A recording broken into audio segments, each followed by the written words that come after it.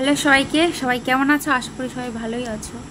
তো আমিও মোটামুটি ভালো আছি। ছেলে এখন একটু সুস্থ আছে, ভালো আছে, তো তার জন্য মনটা একটু ভালোই আছে, বেশিটা খারাপ নেই। তো এখন বাজে রাত 10টা। তো আগের দিন আজকে এখন থেকে ব্লগটা শুরু করছি, আর কালকে সকালবেলা শেষ করব। তো যাই হোক, দেখো চুলগুলো আমার দেখতে পাচ্ছ কত ছোট ছোট চুল। স্ট্রেট করার পর থেকে চুলগুলো আমার ঝরতেই আছে, একদম ড্যামেজ হয়ে গেছে চুল, ভালো লাগছে না কিছু। তো যাই হোক, তোমরা কিন্তু কেউ স্কিপ করবে না, ভিডিওটা দেখতে থাকো, সঙ্গে থাকো। জানি না সকালে কি বানাবো, তো যাই বানাই না কেন তোমরা সঙ্গে থেকো। তো চলো, টাটা, গুড নাইট। কে রে, কোলবালিশ কে জড়িয়ে ধরে শুয়ে আছে? এটা কে দেখি তো, এটা কে? এই যে ও খোকা, ও খোকা, ঘুমু ঘুমু না। উমা উমা, কোলবালিশটা দেখো ধরা কায়দা। বাবা, দেবো করো, টাটা করে দাও, টাটা করে দাও, ক্যামেরায় টাটা করো, মোবাইলে টাটা করো, বলো টাটা, বলো তো টাটা বাবা, টাটা করো। হ্যাঁ তো টাটা কর, এই টাটা করো, টাটা করো, এদিকে টাটা করো, টাটা করো, মোবাইলে টাটা করো, tata tata, good night, good night. তো মর্নিংয়ে ভিডিওটা শুরু করলাম ছেলেকে খাওয়ানো নিয়ে। আর ছেলে দেখতেই পাচ্ছ এদিকে যে কি বেরিয়েছিল গায়ে, যে দানা দানাগুলো, ওইগুলো কিন্তু অনেকটা কমে গেছে, মানে ঘাগুলো, পোড়া পোড়া ঘা, তো অনেকটা কমে এসেছে। আর এখন একটু খাচ্ছে, একটু একটু খাচ্ছে, তেমন বেশি খাচ্ছে না। তো ওই কার্টুন মাটুন দেখিয়ে খাওয়াতে হচ্ছে।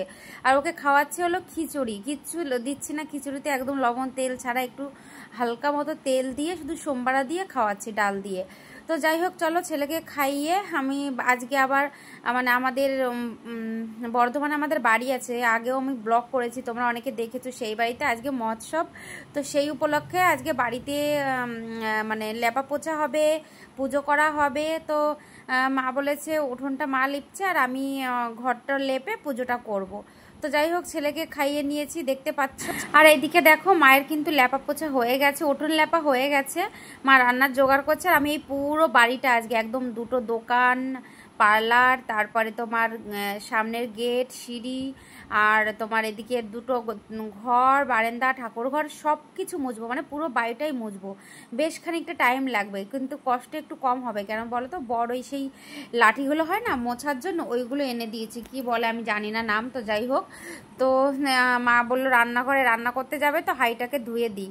তো দেখতেই পাচ্ছ হাঁড়িটা আমি ধুয়ে দিই। তোমরা আর একটা তোমাদের কথা বলি, তোমরা কিন্তু কে কোথা থেকে আমার এই ব্লগটা দেখছো তারা কিন্তু অবশ্যই আমাকে কমেন্ট করবে, তাহলে আমি তোমাদের ধন্যবাদটা দিতে পারবো। এই হাঁড়ি কিন্তু উনুনে রান্না হয়, ওর জন্য কালো। আমার গ্যাসের রান্না করার আলাদা হাঁড়ি আছে। আর আমার ওই গাছটা দেখতে পাচ্ছ এখন একটু কেমন কেমন হয়ে গেছে, কারণ রোদের দিন, শীতের দিন হলে কিন্তু গাছগুলো দারুণ হয়। তো আমার হাঁড়ি ধোয়া কমপ্লিট। আমি এদিকে গ্যাসও পরিষ্কার করে নেবো, কারণ পুরো রান্নাঘরটা আজকে পরিষ্কার করব। কারণ ঠাকুরের একটু প্রসাদ রান্না করব, পায়েস রান্না করব, তো তার জন্য গ্যাস ট্যাস একদম পুরো পরিষ্কার করে, সুন্দর করে, চকচকা করে রান্নাঘরটা পুরো চকচকা করব। তারপরেই স্নান করে তারপরে পায়েসটা রান্না করব। তো চলো গ্যাসটা পরিষ্কার করি।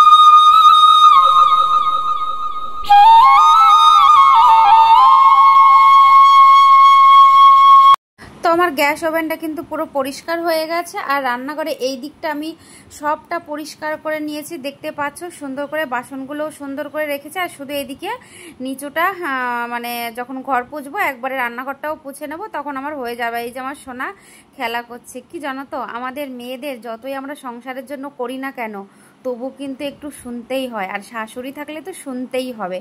যত কিছুই করো না কেন সংসারের জন্য, তবুও কিন্তু শাশুড়ির মন কোনো মেয়েই পাবে না। তো যাই হোক, হ্যাঁ দেখতে পাচ্ছ এই যে দুধ বসিয়েছি, আর ঠাকুর ঘরে ঢুকেও আমি ঠাকুর ঘরের একদম সমস্ত কিছু পরিষ্কার করে একদম ঠাকুরের পুরো সিংহাসনটাও পরিষ্কার করে নিয়েছি। সকাল থেকে কাজ করছি, তো কাজের জন্য ছেলেটাকে ওষুধ দিতে পারিনি গায়ে, বা খাওয়াতেও পারিনি। তো শাশুড়ি অমনি নিজের কাজকর্ম সেরে সুরে চান টান করে এসে বলছে যে কি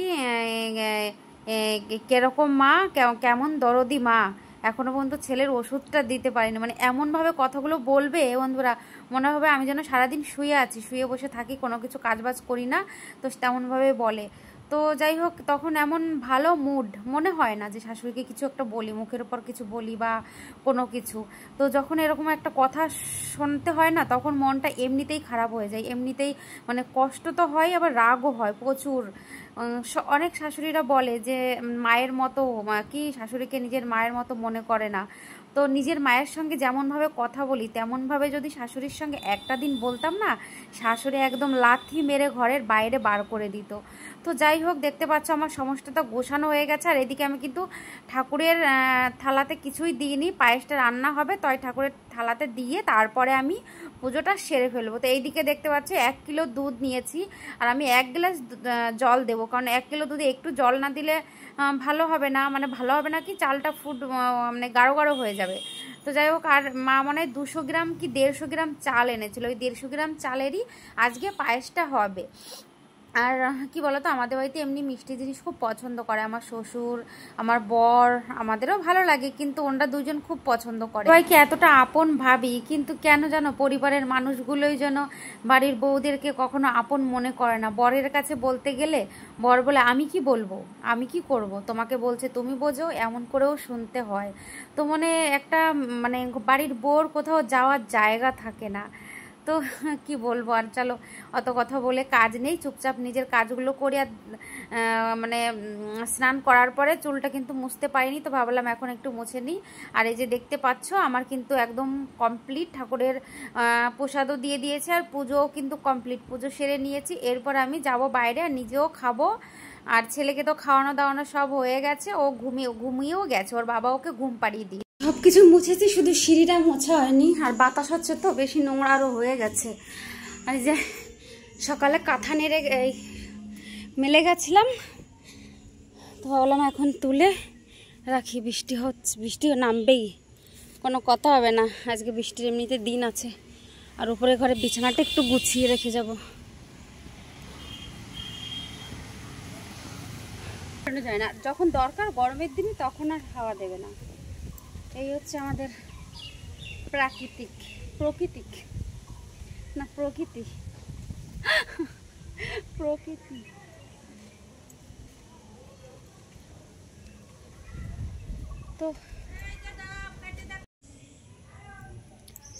তো ভাবলাম একটু সাজুগুজু করি, আর ভিডিও করছিলাম ইনস্টাগ্রামে।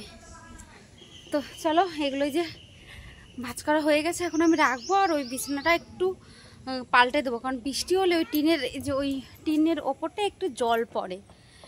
তো যাই হোক, চলো সঙ্গে থাকো। আকাশটা দেখতে পাচ্ছ, এই আষাঢ় শ্রাবণ মাস আসলেই না আকাশটা যেন কত সুন্দর হয়, দেখতে এত ভালো লাগে না, মানে মনটা খারাপ থাকলেও মন ভালো হয়ে যায়। তো এমনিতেই শ্বশুরবাড়ি থাকতে গেলে মেয়েদের মন কিন্তু কখনো ভালো থাকে না। তো যাই হোক, কিছু প্রাকৃতিক সৌন্দর্যের জন্য একটু মনটা ভালো হয়ে যায় কখনো কখনো। তো চলো, আমার কাপড় কাঁথা তোলা হয়ে গেছে, আর এই যে নিচে চলে এসে দেখি কি যে মাটিতে শুয়ে আছে তুলসী তলায় ছেলে আমার। কতক্ষণ ধরে বৃষ্টি হবে বলছে, কিন্তু এখনো হয়নি, নামেনি। আর আমাদের খাওয়া দাওয়া, পুজো কমপ্লিট, খাওয়া দাওয়া কমপ্লিট, সমস্ত কিছু কমপ্লিট। তো শ্যাম্পু করার পর চুলগুলো কি দারুণ লাগে দেখতে, আবার একটু বাদলেই যা তাই হয়ে যাবে।